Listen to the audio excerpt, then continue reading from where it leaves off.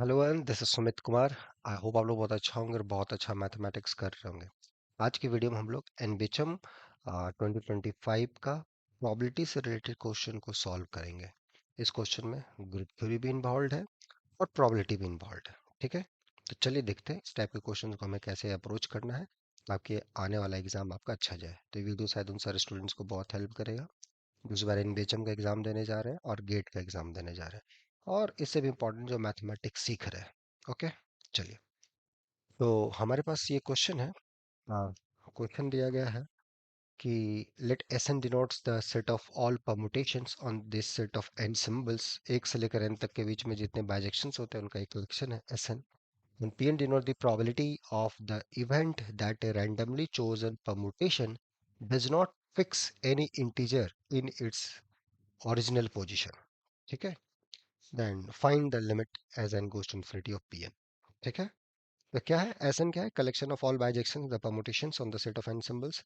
तो आपको ऐसे परमुटेशन वहां से चुनने हैं जो i को ith प्लेस पे नहीं जा रहे, नहीं ले जा रहे। ठीक है, क्वेश्चन है कि you have to select those permutations from Sn जो कि ith एलिमेंट का जो इमेज आएगा ये i नहीं आना चाहिए for all i। For example जैसे कि आपने n इक्वल टू जैसे फॉर एग्जाम्पल आपने 3 लिया, राइट है। तो जैसे परमुटेशन आपने ले लिया ये 1 2 3, ये क्या कर रहा है? 1 को 2 पे मैप कर रहा है, 2 को 3 पे मैप कर रहा है, 3 को 1 पे मैप कर रहा है, राइट है।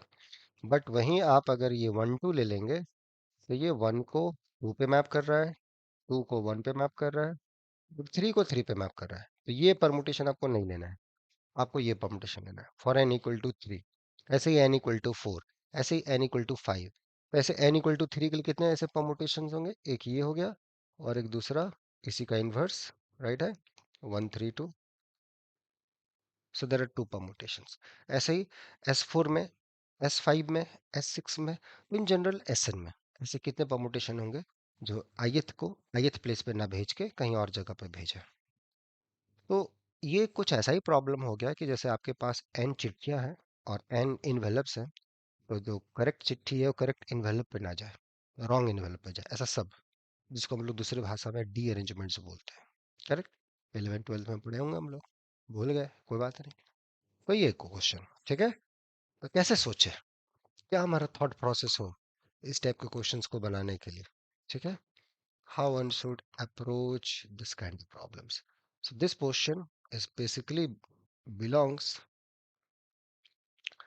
to this so-called permutation combination facts.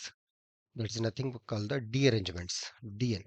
ठीक है, number of D arrangements. If you have n chittis and envelopes, no chittis can go to the correct envelope. ठीक है, उसको wrong envelope में जाना है, ऐसा हर चिट्ठी के साथ होना चाहिए।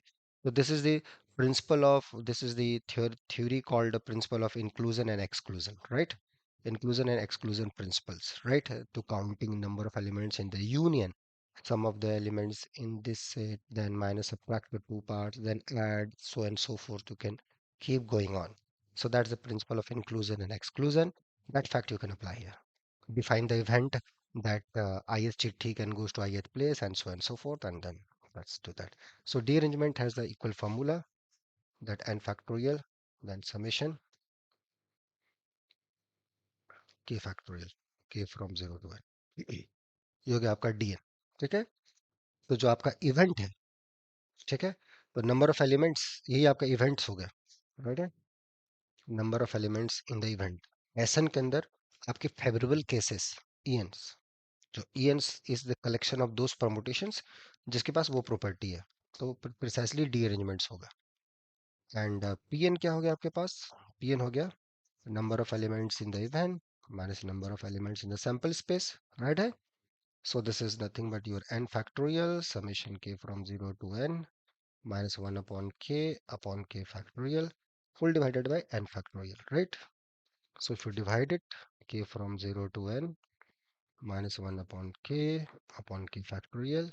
Now if you take the limit, you know that this series converges to inverse. Correct? क्यों? Let's recall, you know that exponential, देखो यहाँ कितनी चीजें इन्वॉल्व है, राइट है। ये होता है exponential. And this is a power series is converges for all real number. So if you put x equal to -1, so E inverse is nothing but n from 0 to infinity minus 1 ka power n upon n factorial. So this is precisely this series is convergent. So in terms of limit, you can just write it k from 0 to n minus 1 ka power k upon k factorial, right? So that's what. So the answer to this question is E inverse. तो ये हमने यहाँ लिखा था E inverse. So answer to this question is your E inverse. तो यहाँ पर अगर भरना है,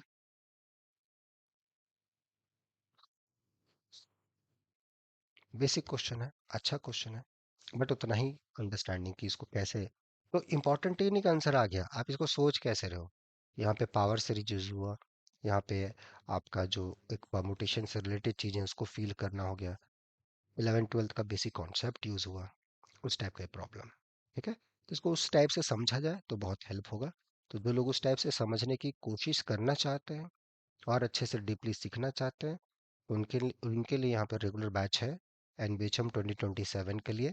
और आने वाला जो पीएचडी एग्जाम्स होगा जून के मौसम में, उनके लिए, आईसीआईसीएमआई के लिए, ठीक है, पीएफआर 2027 के लिए, आईआईटी जैम 2027 के लिए, और बाकी भी जो आप एग्जाम देना चाहते हैं और इससे भी इम्पोर्टेंट जो मैथमेटिक्स को सीखना चाहते हैं, उनके लिए हमारा ये कोर्सेस अभी है.